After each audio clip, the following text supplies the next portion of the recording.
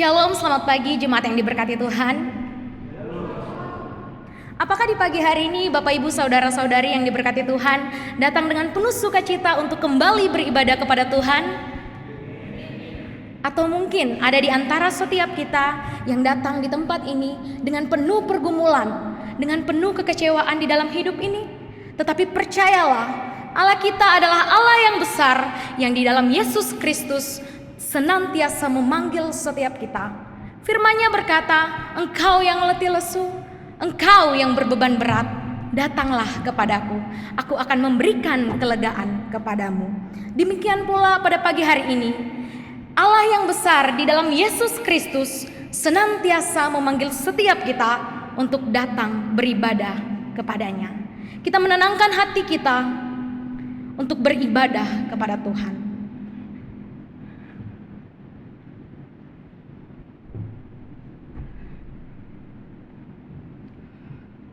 Pertolongan kita adalah dalam nama Tuhan yang menjadikan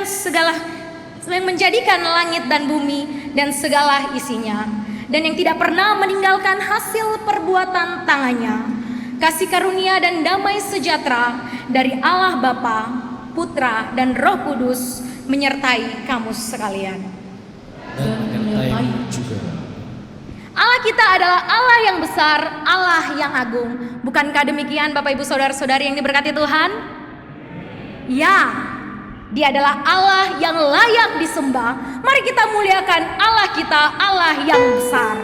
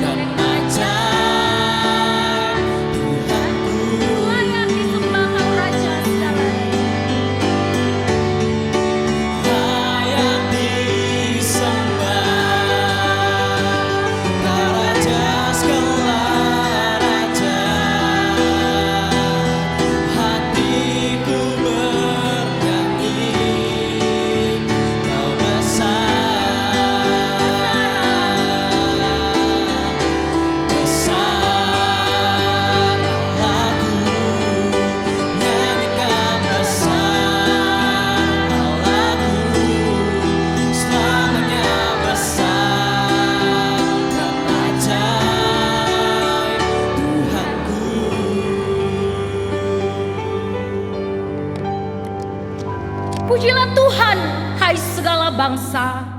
Megahkanlah Dia, hai segala suku bangsa. Sebab kasih-Nya hebat atas kita, dan kesetiaan Tuhan untuk selama-lamanya. Haleluya. Mazmur 117 ayatnya yang pertama hingga ayatnya yang kedua. Bapak Ibu saudara-saudari yang diberkati Tuhan, tidak ada yang pernah menyangka bahwa kita boleh melewati tahun 2022. Tahun yang lalu kita banyak mendengarkan isu mengenai resesi global. Kita ada di kampus ini, kita diperhadapkan dengan berbagai masalah. Kita diperhadapkan dengan berbagai pergumulan, tuntutan akademik yang tinggi, dan juga mungkin tuntutan pelayanan yang tinggi. Tetapi jika ada badai yang menerjang setiap kehidupan kita, bukankah ada Yesus yang menolong setiap kita? Pertanyaannya bagi setiap kita, apakah kita mempercayai Dia yang ada dan memimpin hidup kita di tengah angin ribut yang menyerang?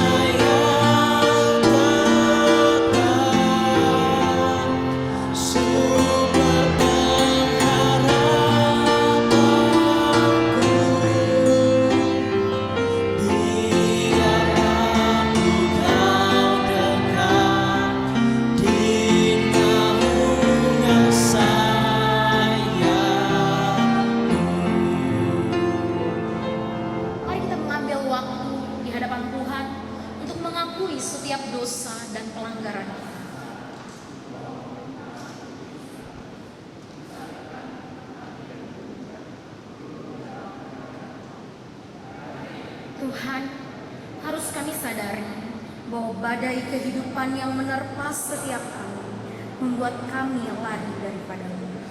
Kami tidak percaya dan kami mencari jalan yang menurut pandangan kami benar, Tuhan. Oleh sebab itu Tuhan, ampunilah setiap kami oleh rahmat-Mu yang besar. Amin.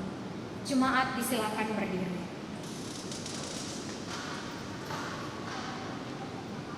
Bagi kita semua yang telah mengaku dosa di hadapan Tuhan, dengarlah berita anugerah bagi kita semua. Sebab itu, kita yang dibenarkan karena iman, kita hidup dalam damai sejahtera dengan Allah oleh karena Tuhan kita Yesus Kristus. Oleh Dia kita juga beroleh jalan masuk oleh iman kepada kasih karunia ini. Di dalam kasih karunia ini, kita berdiri dan kita bermegah dalam pengharapan akan menerima kemuliaan Allah. Roma 5 ayat yang pertama dan yang kedua. Sebagai orang-orang yang telah diampuni dosanya, marilah kita hidup dalam kehendak Tuhan dengan senantiasa percaya kepada Dia. Sebab sesungguhnya orang yang merusukkan dada tidak lurus hatinya, tetapi orang yang benar itu akan hidup oleh percayanya. Habakuk 2 ayat yang keempat. Demikian firman Tuhan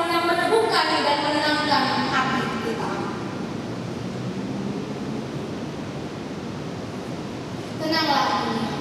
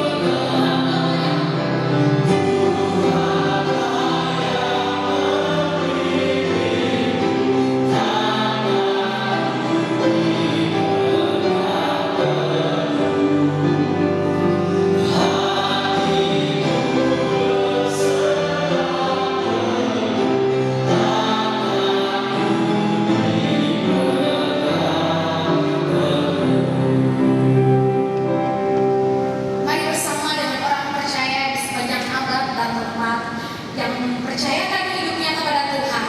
Mari kita mengikrarkan pengakuan iman kita. Hendaklah yang percaya berkata, aku percaya kepada Allah, Bapa yang Maha Kuasa, Bapa yang langit dan bumi, dan kepada Yesus Kristus, anaknya yang tunggal Tuhan kita, yang dikandung dari Roh Kudus, lahir dari Maria, yang menderita siksa, di bawah pemerintahan Pontius Pilatus, disalibkan, mati dan dikuburkan, turun ke dalam kerajaan Allah, pada hari yang ketiga, bangkit pula dari antara orang mati, naik ke surga, duduk sebelah kanan Allah, Bapa yang Maha Kuasa. Dari sana Dia akan datang untuk menghakimi orang hidup dan yang mati. Aku percaya kepada Roh Kudus, gereja yang kudus dan taat, persekutuan orang kudus, pengampunan dosa, kebangkitan tubuh dan hidup yang kekal.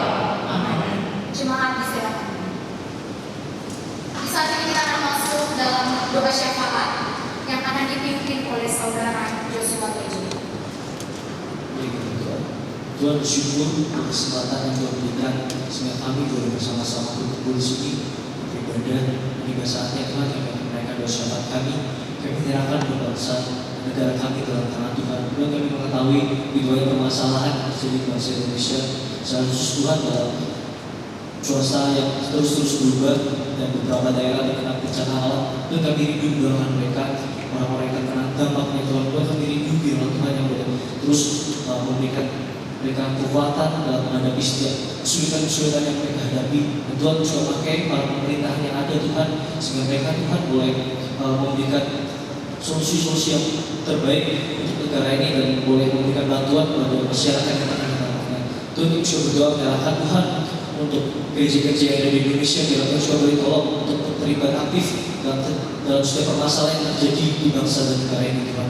Tuhan kami juga rindu menyerahkan untuk kampus kami setiap dalam tangan Tuhan. Kami menyerahkan untuk acara-acara yang akan diadakan pada bulan Februari ini Tuhan, baik sidang pleno maupun open house yang akan dilakukan Tuhan kami rindu biarlah segala persiapan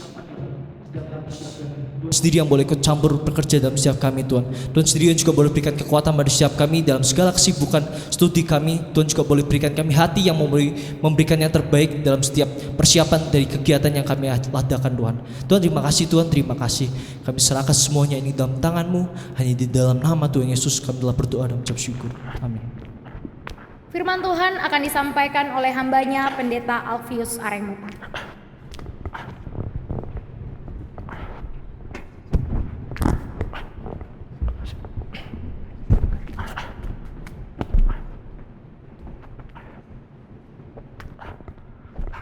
Shalom, selamat pagi Bapak Ibu dan saudara-saudara sekalian yang saya kasihi di dalam Tuhan. Baik kita yang ada di ruangan ini, juga teman-teman saudara sekalian yang mengikuti acara ini lewat Zoom pada hari ini. Saudara sekalian, saya bersyukur hari ini bisa tampil luar biasa di giant screen, kira-kira ya. Mungkin kali ini pertama muncul di sini. Ya, anugerah Tuhan yang sudah menyediakan semuanya untuk kita hari ini. Saudara, mari kita bersama-sama datang di hadapan Tuhan. Kita berdoa mohon pertolongan Tuhan untuk pencerahan dari firman Tuhan yang akan kita dengarkan bersama hari ini. Mari kita berdoa. Kami datang di hadapan Engkau ya Tuhan pada pagi hari ini dengan mengucap syukur atas anugerah Tuhan yang senantiasa memberikan kepada kami kesempatan secara khusus hari ini untuk kami boleh datang menghadap tahta-Mu yang mulia untuk belajar kebenaran dari firman yang Kau ajarkan kepada semua orang yang sudah membaca dan merenungkan ini. Dan hari ini kami akan belajar bersama-sama dari firman ini. Tuhan berkati supaya firman ini terus boleh menguatkan dan meneguhkan kami di dalam memenuhi panggilan yang Tuhan tanamkan dalam hati kami semua. Roh Kudus kiranya berbicara kepada kami melalui firman ini untuk menguatkan dan meneguhkan kami. Dalam nama Tuhan Yesus kami berdoa. Amin. Saudara, mari kita membaca satu bagian dari firman Tuhan dari kitab Nabi Habakuk pasal yang kedua ayat yang keempat yang tadi sudah kita baca bersama, tapi saya akan bacakan demikian bunyi firman Tuhan. Sesungguhnya orang yang membusungkan dada tidak lurus hatinya, tetapi orang yang benar itu akan hidup oleh percayanya. Saudara-saudara sekalian yang kekasih di dalam Tuhan, satu malam sebuah rumah terbakar dan seorang anak laki-laki dipaksakan untuk melarikan diri dari api itu dengan naik di atas atap rumahnya. Ayahnya pada waktu itu kemudian bisa lepas keluar dari rumah dan berdiri di bawah dengan menengadahkan tangannya sambil ia berteriak kepada anaknya, "Lompatlah anakku, ayah akan menangkapmu." Tetapi anak itu sangat ketakutan karena ia tidak dapat melihat, dan kemudian yang ada di dalam pandangannya itu adalah nyala api, asap dan kegelapan yang dia hadapi pada waktu itu. Ia begitu ketakutan, namun sang ayah tetap berteriak, "Lompatlah anakku, aku akan mengangkat kamu." Tetap saja saudara sekalian, anak itu menolak. Sambil menangis, anak itu berkata, "Ayah, aku tidak bisa melihatmu." Tetapi kemudian sang ayah menjawabnya, "Tidak apa-apa anakku, yang penting ayah dapat melihat kamu sekarang ini di mana." Kemudian dengan keyakinan yang pasti dan dalam, yang ia kenal, yang ia tahu bahwa suara itu adalah suara daripada ayahnya, anak itu kemudian melompat dari atas atap itu dan kemudian disambut oleh ayahnya. Bapak, Ibu, dan saudara-saudara yang saya kasihi di dalam Tuhan, kadangkala dalam kehidupan ini kita menemukan diri kita berada di tengah-tengah masalah yang berapi-api, dan yang ada di pandangan kita yang kita lihat pada waktu itu hanyalah asap dan nyala api yang kita lihat di situ. Namun seharusnya dengan iman kita sebetulnya dapat percaya bahwa Tuhan yang selalu akan menangkap kita pada saat kita berusaha untuk keluar dari masalah dan kesulitan di dalam hidup ini. Berbicara tentang iman, keyakinan, seorang anak Tuhan yang luar biasa yang bernama Josh Mueller, ceritanya panjang, tetapi dia adalah orang yang dikenal punya pengalaman iman yang cukup luar biasa, dan ia berkata begini, iman itu tidak bergerak di dalam kemungkinan-kemungkinan, dan tidak ada kemuliaan bagi Tuhan di dalam kemungkinan-kemungkinan manusia. Iman mulai saat berakhirnya kekuatan daripada kita manusia. Dengan kata lain boleh dikatakan when we trust, disitulah iman memegang peran yang penting. Bapak Ibu dan saudara-saudara sekalian, sesuai dengan tema yang kita miliki pada semester ini, yaitu Grateful Heart, Sola Fide. Saya mencoba menerapkan, mengkaitkan itu dengan pemahaman yang ingin saya sampaikan kepada kita hari ini, ialah dengan hati bersyukur kita menjalani pembentukan kita di tempat ini. Dengan kita berani mempercayakan diri dan hidup kita sepenuhnya kepada siapa? Kepada Tuhan yang sudah memanggil kita untuk diperlengkapi di tempat ini sebagai seorang hamba Tuhan. Saudara-saudara, mari hari ini kita belajar dari Habakuk. Kita belajar iman dan kepercayaan daripada Habakuk, yaitu ungkapannya yang dia katakan di sini bahwa orang benar akan hidup oleh percayanya.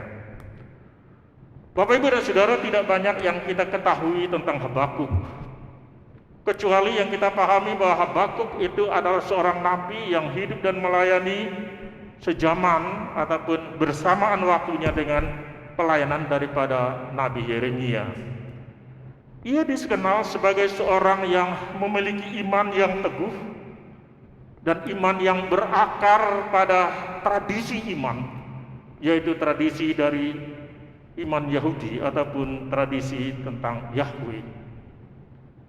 Kemungkinan besar kalau kita lihat di sini para penafsir yang mengatakan bahwa Nabi Habakuk bernubuat kira-kira tahun 605 sebelum Masehi, sebelum apa yang dia sebut sebagai peperangan dari Karkemis. Peperangan Karkemis itu adalah Raja Yoyakim membantu Mesir melawan Nebukadnezar, dan tetapi kemudian Mesir dan Israel sebelum waktu Yehuda waktu itu di bawah Yoyakim mengalami kekalahan oleh serangan dari Nebukadnezar. Itu saudara bisa lihat di dalam kitab Nabi Yeremia pasal yang ke-46. Nah, Habakuk diperkirakan tinggal di Yerusalem, dan dia adalah seorang nabi yang pada waktu itu adalah yang menyaksikan sebetulnya kegenapan dari apa yang sebetulnya Tuhan sampaikan kepadanya, yaitu berkaitan dengan ketika dia bisa menyaksikan akan kehancuran dari Yerusalem yang dilakukan oleh Raja Nebukadnezar pada waktu itu dari negeri Babel. Nah, saudara, kalau kita melihat di dalam seluruh kitab Habakuk, kitab Habakuk ini adalah berisi yang namanya dialog antara Nabi Habakuk dengan Tuhan, di mana Nabi Habakuk mengungkapkan isi dan perasaan hatinya kepada Tuhan terkait dengan sikap Tuhan yang pada waktu itu terhadap dosa dan kejahatan yang dilakukan oleh suku Yehuda ataupun kerajaan Yehuda pada waktu itu. Nah, saudara, kalau kita pelajari lebih lanjut, ada dua pertanyaan esensi yang dilontarkan, yang disampaikan oleh Nabi Habakuk kepada Tuhan pada waktu itu. Yang pertama kita lihat di situ ialah di dalam pasal 1 ayat yang kedua sampai 4. Dia pertanyaannya adalah, mengapa Tuhan tidak membinasakan kejahatan dan dosa yang dilakukan oleh suku Yehuda? Dia pertanyakan, kenapa Tuhan tidak menghukum orang-orang Yahudi yang melakukan kejahatan? Habakuk di situ sebetulnya adalah memproses tentang ketidakadilan Allah, the injustice God. Karena ia melihat kemerosotan iman, dosa, kejahatan, penindasan, perselisihan yang saat itu merajalela di kerajaan Yehuda. Tetapi Allah seolah-olah tidak peduli, dan kelihatannya bahwa Allah pada waktu itu hanya diam saja. Saudara bisa lihat itu dari pasal 1 ayat 2 dan ayat yang ketiga. Saudara-saudara, agaknya kekejaman, penindasan dan pelanggaran hukum pada zamannya Raja Yehoyakim pada waktu itu, yaitu mereka itu menggusarkan hati daripada Nabi Habakuk. Dia adalah sebagai seorang nabi, seorang teolog, bingung oleh penyelewengan para pemimpin bangsa mereka pada waktu itu. Pertanyaan yang pertama. Pertanyaan yang kedua yang dipertanyakan oleh Nabi Habakuk kepada Tuhan itu adalah, mengapa Tuhan dan Allah yang adil itu adalah Allah yang memakai orang-orang Babel yang terkenal jahat dan fasiknya yang luar biasa itu untuk menghukum orang-orang yang jauh lebih baik daripada mereka sendiri. Saudara bisa lihat itu dalam pasal 1 ayat 1 sampai pasal yang sebetulnya pasal 1 ayat 12 sampai pasal 2 secara khusus ayat yang ke-13.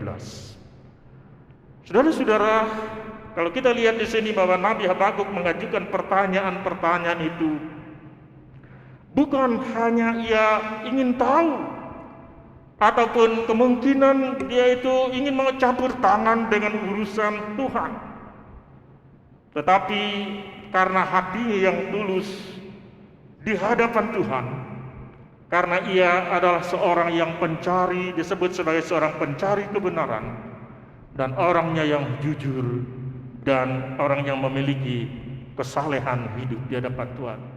Dia tidak mau melihat sesuatu yang di luar daripada apa yang seharusnya dilakukan oleh orang-orang yang percaya kepada Tuhan. Saudara sekalian, Tuhan menjawab protes Habakuk dengan mengatakan bahwa Tuhan pasti akan menghukum segala bentuk kejahatan, walaupun kelihatannya seperti terlambat. Kalau saudara membaca di dalam pasal 2 ayat yang ketiga, Tuhan berkata di situ, kamu harus menanti saatnya, wait the time, pasti. Lalu apa sebetulnya lebih lanjut? Tuhan menjawab dari pertanyaan tadi yang disampaikan oleh Nabi Habakuk. Saudara-saudara, apa jawaban Tuhan? Selalu kalau kita baca di dalam kitab suci, bahwa biasanya Tuhan menjawab itu dengan memberikan janji. Janji selalu dikaitkan dengan pembebasan atau janji untuk melakukan sesuatu, memenuhi apa yang Tuhan inginkan, yaitu menyelamatkan bangsa dan umatnya. Tetapi di dalam jawaban yang Tuhan berikan kepada Nabi Habakuk itu berbicara soal pembebasan, tapi pembebasan itu adalah datangnya dalam bentuk pasukan Babel yang akan datang menyerang dan menghancurkan Yerusalem. Saudara-saudara, beritanya itu tidak baik, tidak menyenangkan dan tidak mengenakan. Dan saudara, yang kita lihat di dalam bagian ini ialah bahwa inti daripada jawaban Tuhan ketika ketidakpuasan daripada Nabi Habakuk itu berbunyi demikian seperti yang tertulis dalam bagian ini. Sesungguhnya orang yang membusungkan dada tidak lurus hatinya, tetapi orang yang benar akan hidup oleh percayanya. Sukar memang bagi kita untuk memahami atau mengerti dari ayat ini secara tepat, saudara-saudara sekalian. Tetapi ada hal yang paling jelas yang kita bisa lihat di sini adalah membedakan secara tajam kontras antara orang yang benar dengan orang yang tidak benar ataupun orang fasik, seperti itu di situ. Lalu siapa sebetulnya yang dimaksudkan dengan orang benar dalam bagian daripada ayat ini? Saudara sekalian, orang yang benar yang ada di dalam ayat ini adalah orang-orang ataupun penduduk Yerusalem yang mereka sudah mengalami sebetulnya pembaharuan kerohanian yang dilakukan oleh Raja Yosia.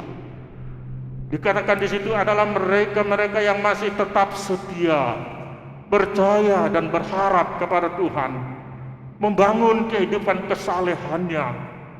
Di tengah-tengah, sebagian di antara mereka yang sudah mundur jauh dan tidak taat kepada Tuhan, yang melakukan kekejian, kejahatan, seperti yang disampaikan oleh Nabi Habakuk. Mereka itulah orang-orang yang masih tetap setia, punya nilai iman, percaya yang luar biasa kepada Yahweh, yang dihasilkan dari pembangunan revival yang dilakukan oleh Yosia. Itu adalah sebetulnya mereka-mereka itulah yang dikatakan akan hidup karena percayanya. Jadi mereka yang percaya, taat dan setia itulah mereka yang akan hidup oleh karena percayanya atau karena imannya. Kata iman dari bahasa Ibraninya emuna, itu sebetulnya artinya adalah sebuah keyakinan yang dalam, kemudian kepada Tuhan, dan yang mempercayakan seluruh hidupnya kepada Yahweh. Atau mungkin bahasa sederhananya yang kita lihat, trusting God fully. Saudara-saudara sekalian, oleh karena itu frasa yang menjadi tema kita hari ini, yaitu orang benar, atau itu adalah mengacu kepada mereka yang hidup dan percaya, dan mereka yang mengaku bahwa mereka percaya kepada Tuhan, dari suku Yehuda yang setia, yang tetap percaya dan berpegang teguh pada komitmen mereka kepada Tuhan ataupun Yahweh. Dan mereka itu akan hidup. Hidup berarti mereka terluput, mereka terbebaskan dari serangan dan penghancuran yang dilakukan oleh Raja Babel pada waktu itu, yaitu Raja Nebukadnezar. Jadi konteks daripada ayat ini sebetulnya mereka yang percaya adalah pengikutnya, anak Tuhan yang tetap setia kepada Allahnya, dan mereka yang percaya itulah sebetulnya yang dilepaskan, yang dibebaskan, yang diselamatkan dan yang hidup, bahasanya dipakai di situ, karena percayanya kepada Tuhan itu dari ancaman penghancuran yang dilakukan oleh Raja Babel pada waktu itu. Setelah mendapatkan jawaban yang daripada Tuhan itu, Habakuk kemudian merespon dengan pengakuan iman yang luar biasa yang ia sampaikan di situ. Luar biasa indahnya, yang di bahasa yang dipakai di situ adalah beautiful confession of faith dari Habakuk pasal 3 mulai dari ayat 1 sampai ayat yang ke-19. Nah, saudara-saudara, anti klimaks dari doa Habakuk yang adalah merupakan ungkapan imannya yang luar biasa kepada Tuhan itu terlihat dari dua kata penting, yaitu kata sekalipun. Saudara, kalau kita baca di dalam ayat yang ke-17 ayat 18 dari Habakuk pasal yang ketiga, Habakuk berkata demikian, sekalipun pohon ara tidak berbunga, pohon anggur tidak berbuah, dan hasil pohon zaitun mengecewakan, sekalipun ladang tidak menghasilkan makanan, kambing domba terhalau dari kurungan, dan tidak ada lembu sapi dalam kandang, namun aku akan bersorak-sorak di dalam Tuhan, beria-ria di dalam Allah yang menyelamatkan aku. Bapak Ibu dan saudara-saudara, sekalipun tidak ada buah untuk dimakan, sekalipun tidak ada makanan daging-daging yang disediakan untuk juga dimakan, namun aku tetap bersorak-sorai, bersukacita di dalam Tuhan. Habakuk percaya bahwa apapun yang terjadi di dalam diri dan hidupnya, Tuhan itu selalu ada dan Tuhan itu yang menyediakan semuanya untuk dia dengan yang terbaik yang Tuhan sediakan. Ketika apa? Ketika ia percaya dan mempercayakan diri dan hidupnya kepada Yahweh. Bapak Ibu dan saudara-saudara sekalian, Paulus mengangkat ataupun jawaban Tuhan terhadap Nabi Habakuk itu dengan frasa, orang benar akan hidup oleh karena percayanya, untuk membangun teologi tentang orang-orang percaya yang diselamatkan karena imannya. Kita melihat itu di dalam Roma pasal yang ke-1 ayat yang ke-17.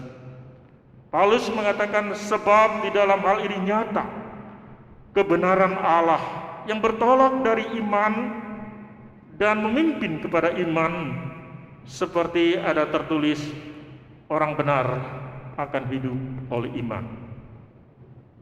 Dalam suratnya kepada jemaat yang ada di Efesus, Paulus mengingatkan kepada mereka ataupun orang percaya di Galatia, maksud saya di Galatia, bahwa manusia tidak dibenarkan karena mereka melakukan hukum Taurat, tetapi oleh karena imannya. Dan Paulus menulis kepada mereka, orang yang benar akan hidup oleh imannya. Galatia pasal 3 ayat yang ke-11. Hal yang sama dilakukan oleh Paulus kepada jemaat di Efesus saat ia mengajarkan kepada mereka tentang dasar dari keselamatan orang-orang percaya, yaitu hanya dengan iman saja. Paulus menulis demikian, sebab karena kasih karunia kamu diselamatkan oleh iman. Itu bukanlah hasil usahamu, tetapi pemberian Allah.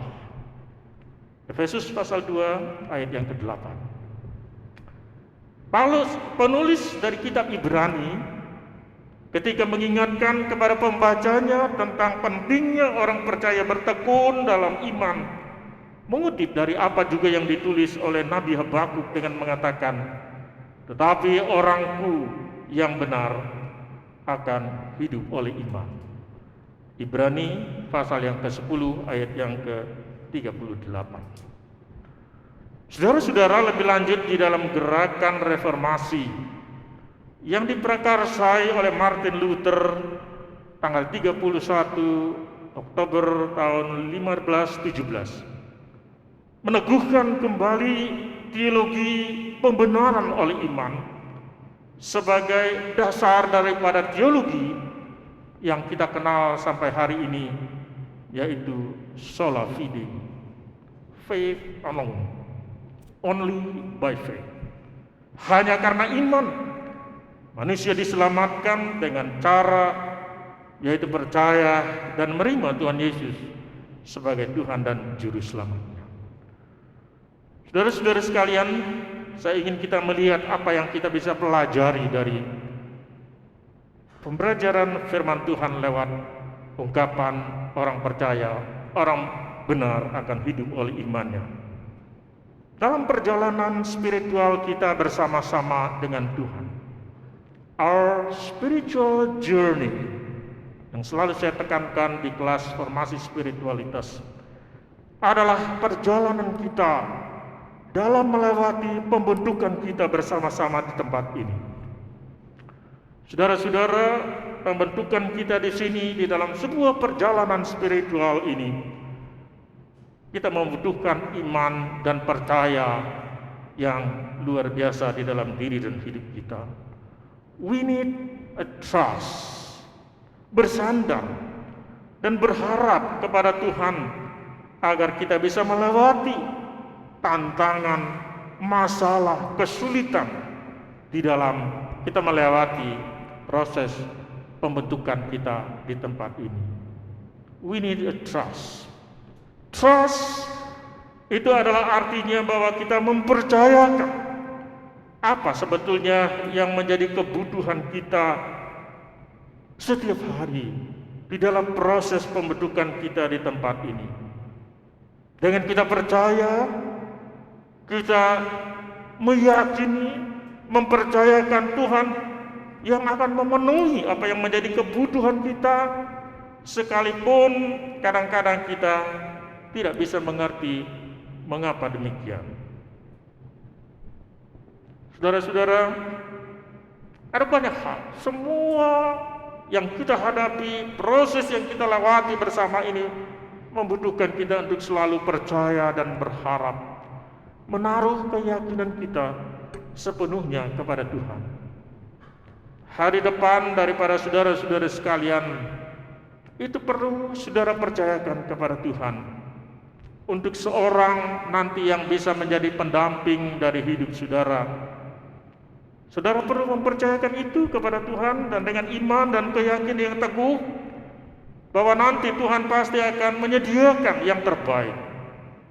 Oleh sebab itu, saudara-saudara dituntut untuk sabar dan menunggu waktu Tuhan yang tepat untuk semuanya itu.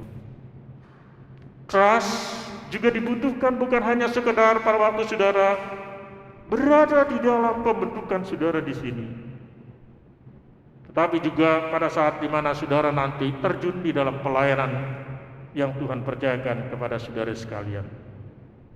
Yang kita lihat di sini ialah ketika kita mempercayakan diri dan hidup kita kepada Tuhan, dan pelayanan serta sepenuhnya itu kemudian tangan Tuhanlah yang akan menolong kita. Itu yang kita lihat di dalam perjalanan kehidupan ini. Karena itu kalau kita sungguh-sungguh percaya dan mempercayakan seluruh pembentukan kita, sepenuhnya diri dan hati kita persembahkan, kita percayakan kepada Tuhan, Tuhan pasti akan bertindak. Yang kita perlukan saat ini adalah bagaimana kita perlu untuk berserah dan berserah kepada Tuhan. Saudara-saudara, ada lagu yang saya kira kita tidak banyak mengenalnya, I surrender all. Aku menyerahkan semuanya kepada Tuhan. Dalam bahasa Indonesia sederhana, saya ingat waktu saya mulai kecil ke sekolah minggu, ke gereja, saya menyanyikan lagu ini. Aku berserah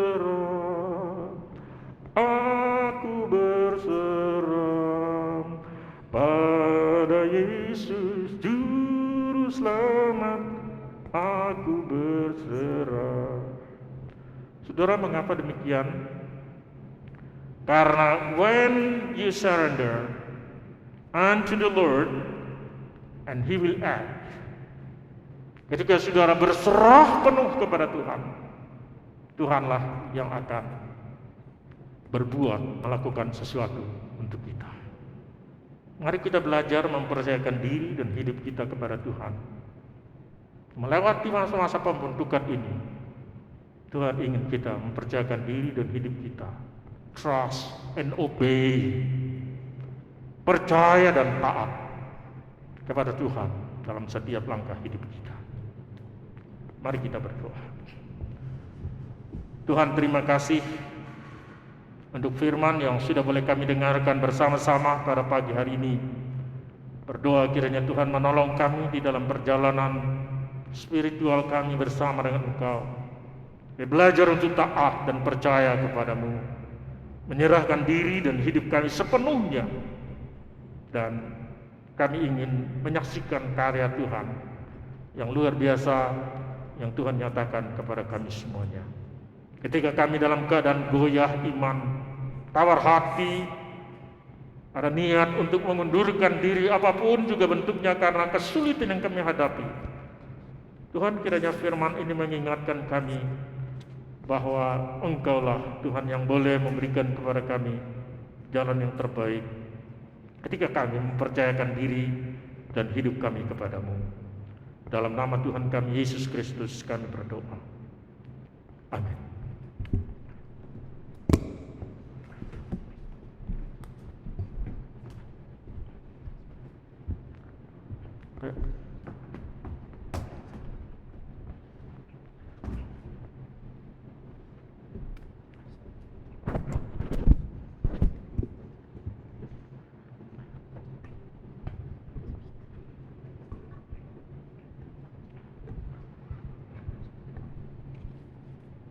meresponi firman Tuhan yang sudah kita dengar sebagai orang benar yang hidup karena percayanya, dan kita dengan hati bersyukur untuk menjalani proses pembentukan setiap kita di STT Aletheia sebagai orang percaya. Saya mengajak Bapak Ibu Saudara-saudari untuk bangkit berdiri. Mari dengan satu suara kita ikrarkan kembali visi misi dari STT Aletheia. Visi menjadi lembaga pendidikan tinggi gerejawi yang melengkapi para pemimpin gereja untuk berteologi reform secara kritis, berkemampuan mengembalakan dan berkarakter serupa Kristus. Misi 1. Menumbuhkan pemikiran kritis dalam berteologi reform. 2. Mengembangkan kemampuan dan pengembalaan melalui pendidikan kepemimpinan hamba, servant leadership. 3. Membentuk karakter serupa Kristus melalui pemuridan. Jemaat disilakan duduk kembali. Mari dengan penuh syukur kita membawa persembahan kita kepada Tuhan, karena kita tahu dan percaya bahwa Dia Allah yang terus memberkati hidup kita. Hidup berkati. Kita topan keras melanda hidup. Bila topan keras melanda hidupku, bila putus asa dalam dilesu, berkat Tuhan satu-satu hiduplah, kami saya kagum oleh kasih-Nya. Berkat Tuhan mari hiduplah, kau kan kagum oleh kasih-Nya. Berkat Tuhan mari hiduplah, kau niscaya kagum oleh kasih-Nya. Adakah beban? Adakah beban membuat kau tenang? Salib yang kau pikul menekan berat, itulah berkatnya pasti kau lega, dan bernyanyi terus penuh bahagia. Berkat Tuhan mari hiduplah, kau kan kagum oleh kasih-Nya. Berkat Tuhan mari hiduplah, kau niscaya kagum oleh kasih-Nya.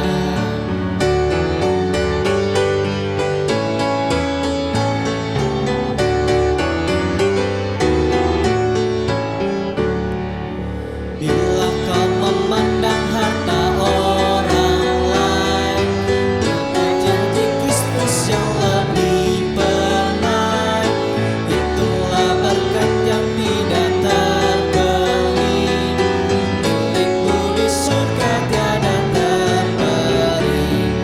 Berkat Tuhan mari hiduplah, kau kan kagum oleh kasih-Nya. Berkat Tuhan mari hiduplah, kau niscaya kagum oleh kasih-Nya. Mari kita berdoa. Tuhan, kami membawa persembahan kami ke hadapan-Mu. Berkati persembahan ini agar menjadi alat bagi pekerjaan-Mu di tengah-tengah dunia ini. Berkati orang-orang yang mengelolanya Tuhan, berikanlah hikmat agar dapat melakukan tugas dan tanggung jawab dengan penuh tanggung jawab daripada Tuhan. Terima kasih Tuhan Yesus. Hanya di dalam nama Tuhan Yesus kami berdoa. Amin. Firman Tuhan dalam Habakuk 2 ayat 4 yang berkata, sesungguhnya orang yang membusungkan dada tidak lurus hatinya, tetapi orang yang benar itu akan hidup oleh percayanya. Karena itu mari kita hidupi firman Tuhan, supaya segala pujian, hormat dan kemuliaan hanya bagi Tuhan. Doksologi. Berkat akan disampaikan oleh Pendeta Alfons. Puji Allah Bapa Putra, puji Allah Roh Kudus, ketikanya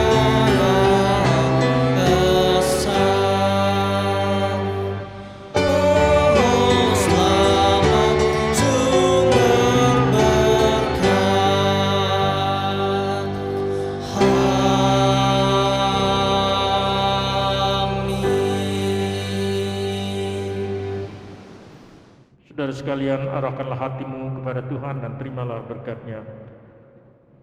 Tuhan memberkati engkau dan melindungi engkau.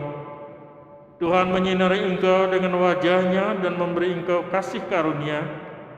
Tuhan menghadapkan wajah-Nya kepadamu dan memberi engkau damai sejahtera dalam melewati masa pembentukan bersama dengan Tuhan di tempat ini, hari ini, dan selama-lamanya. Amin.